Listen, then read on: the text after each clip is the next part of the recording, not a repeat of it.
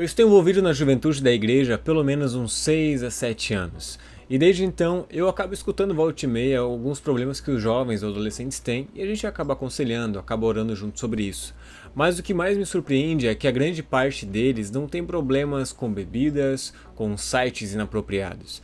Mas muitos deles têm problemas com paternidade, problemas com a imagem do pai. E é exatamente sobre isso que nós vamos falar hoje.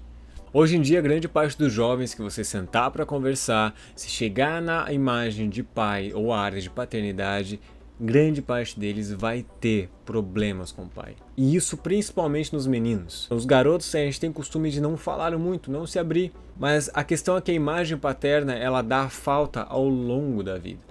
Eu cursei ali um semestre de psicologia, eu peguei ali umas matérias onde falava exatamente sobre isso, e eu lembro muito de um artigo que falava que uma criança, quando ela nasce, ela tem a relação já com a mãe, pela questão do amamentar, pela questão de estar na barriga da mãe, ter uma ligação ali, um elo com a mãe, mas que a imagem paterna, ela se dá importância ao longo da vida. Porque é depois que a criança está mais velha que ela vai aprender com o pai a responsabilidade, o trabalho, as coisas que ela deve fazer. O desenvolver essa parte mais velha é com o pai. Só que agora, se eu cresço, eu chego nessa parte e eu não tenho um pai para me ensinar, como é que eu fico? E isso acaba não refletindo somente na vida pessoal, na vida cotidiana, mas principalmente na área espiritual. Christian, por quê? Porque como é que eu vou na igreja escutar que Deus é um pai que me ama se eu cresci em casa e eu não tinha um pai que me amava? Eu tinha um pai que me batia, que me agredia, que falava palavras ruins pra mim, ou sequer eu tive um pai em casa. Então como é que eu vou olhar, oh meu Deus, o Senhor é incrível, mas se a imagem que eu tenho de um pai é de um pai ruim? E esse é o problema, a gente acaba pegando a imagem do nosso pai terreno e a gente projeta no nosso pai do céu. E a gente acaba ficando com aquela imagem de que, cara, poxa, Deus não deve ser legal, não. A gente fica com um preconceito ali, não. Se Deus é pai, tipo meu, não deve ser bom, não deve ser algo legal, assim, né? Eu falo por mim mesmo. Eu já tive problemas com meu pai, hoje, infelizmente, meu pai é falecido, mas ao longo da minha vida eu cresci num lar cristão. Eu tinha um pai que ele era nota 10, as pessoas viam ele na rua, ele era conhecido, ele tinha trabalho em rádio, as pessoas conheciam ele pela voz.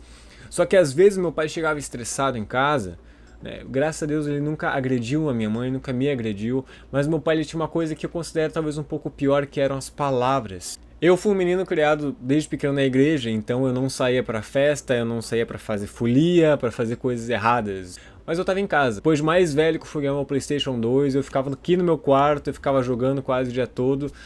E tava aqui, não aprontava, não fazia nada. Mas às vezes meu pai chegava do trabalho estressado, discutia com a minha mãe, discutia comigo e olhava pra mim e falava, cara, tu não vai ser ninguém, tu é um burro, tu é um idiota. E por mais que depois, sim, ele viesse e pedia perdão, sim, eu perdoei meu pai, mas são palavras que ficam gravadas. E daí às vezes tu vai chegar pra Deus e tu vai ler na palavra que Deus é um pai. E daí você olha pro seu pai dentro de casa. Como é que você vai olhar pra Deus com olhos de amor? Como é que você vai dizer, beleza, oh Deus, nossa, tu é 10? Não, a gente não consegue, gera um bloqueio, gera uma barreira que a gente não consegue passar ela. Então, Christian, como é que eu vou vencer esse problema? Se eu tenho um problema com a imagem de pai e Deus é pai, o que eu faço? Aqui a gente vai para a palavra e eu tenho 3 versículos para te passar. O primeiro deles, Salmos 139, 13 a 14. Pois tu formaste o meu interior, tu me teceste no ventre de minha mãe. Graças te dou, visto que de modo assombrosamente maravilhoso me formaste. As tuas obras são admiráveis e a minha alma o sabe muito bem. Às vezes tem jovens, quem sabe você que está vendo esse vídeo. Quantas vezes você já escutou que você foi um erro? Que você não devia ter nascido. A palavra fala que Deus te formou no ventre da tua mãe. Deus te fez do jeitinho que você é. Você não é um erro, você é uma bênção. Salmo 139 ainda, do versículo 7 ao 10, vai dizer: para onde me ausentarei do teu espírito? Para onde fugirei da tua face? Se subo aos céus, lá estás. Se faço a minha cama no mais profundo abismo, lá estás também. Se tomo as asas da alvorada e me detenho nos confins dos mares, ainda ali a tua mão me guiará e a tua mão direita me susterá. Sabe, eu tenho amigos próximos a mim que cresceram sem um pai. foram abandonados, que o pai pegou, sumiu, foi conhecer depois de mais velho. E hoje esse jovem nem quer saber mais do pai. E não é apenas um. Esse versículo está dizendo que Deus não vai te abandonar. Tu pode ir para onde tu quiser ir, mas ainda ali a presença de Deus vai estar contigo. Deus vai estar contigo, ou seja, Ele é um pai, mas para Ele você não é um erro. E Ele não te abandona. E para a gente completar, eu tenho João 3,16. Porque Deus amou o mundo de tal maneira que deu o seu Filho unigênito para que todo que nele crê não pereça, mas tenha vida eterna. Quando esse versículo fala que Deus amou o mundo, não está dizendo essa bolinha de terra que a gente chama de planeta nosso. Não, está dizendo o mundo nós, eu e você. Ele entregou o Filho dele naquela cruz, que era o meu lugar, que era o seu lugar. Nós éramos e somos pecadores.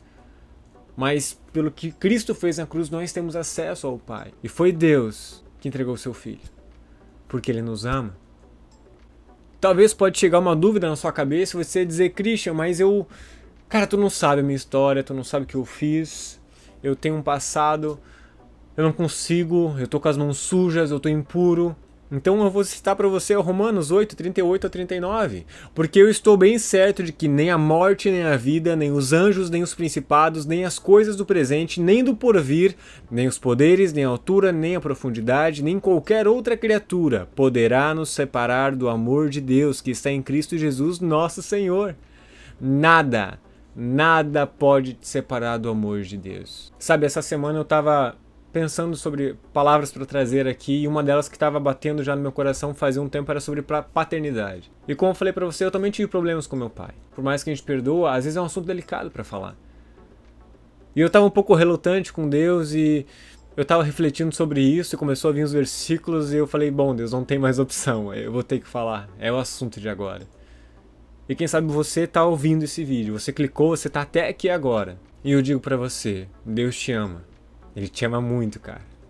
Tu é incrível, tu é especial. Eu não tô aqui como coach, mas Deus te ama. Ele é o teu pai, Ele não te abandona, o amor dele dura para sempre. E se você se voltar para Deus, você vai conhecer um pai que você jamais teve. Que não existe um pai na terra, o pai nota 10 nunca vai chegar a um pouquinho do que Deus é. E tem mais para conhecer. Eu trouxe alguns versículos, mas Deus é muito mais infinito, muito mais maravilhoso, muito mais poderoso e glorioso do que isso que eu trouxe. Tem muito mais para conhecer. Mas isso depende de você buscar, de mim buscar, para nós conhecer mais esse pai maravilhoso que nós temos. Se esse vídeo abençoa a sua vida, se inscreve aí embaixo. Deus abençoe e um abraço.